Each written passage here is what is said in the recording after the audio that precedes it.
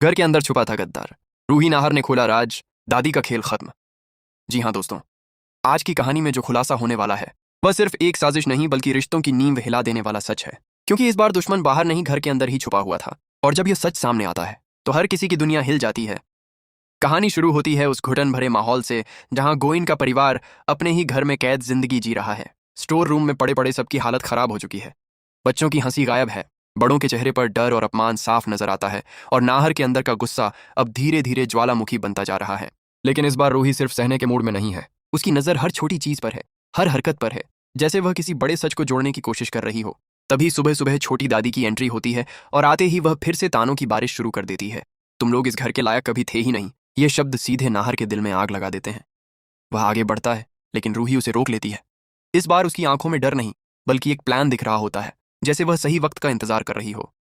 जैसे ही छोटी दादी वहां से जाती है, रूही नाहर से कहती है कि यह सब सिर्फ पावर का खेल नहीं है। इसके पीछे कोई पुराना राज छुपा है, और यही बात नाहर को अंदर तक झकझोर देती है। वह तुरंत फैसला करता है कि अब सच्चाई निकलवा कर ही रहेगा, चाहे जो भी हो। सीन बदलता है और नाहर पहुंचता है सुमित्रा दादी के पास, जो चुपचाप बैठी होती हैं, जैसे किसी डर में जी रही हो। नाहर बिना समय गवाए सीधा सवाल करता है कि क्या सच में यह घर छोटी दादी का है। ये सुनते ही सुमित्रा दादी का चेहरा उतर जाता है। उनकी आंखें इधर उधर देखने लगती हैं, और यही वह पल होता है जब रूही समझ जाती है कि यहाँ कुछ बहुत बड़ा छुपाया जा रहा है।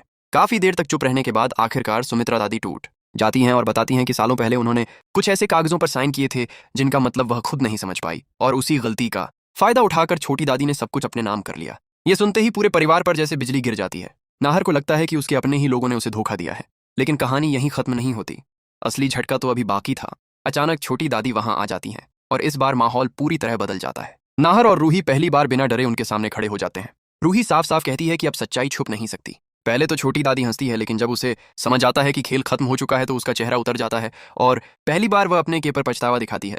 सीन कट होता है पुलिस स्टेशन पर, जहां छोटी दादी खुद जाकर सरेंडर कर देती हैं। सबको लगता है कि अब मामला खत्म हो गया। लेकिन तभी सबसे बड़ा ट्विस्ट आता है जब वह कहती है कि वह इस साजिश में अकेली नहीं थी। पूरा माहौल सन्न हो जाता है। नाहर घबराकर पूछता है कि और कौन था, और जो नाम सामने आता है वह सबको अंदर तक हिला देता है, सुमित्रा दादी।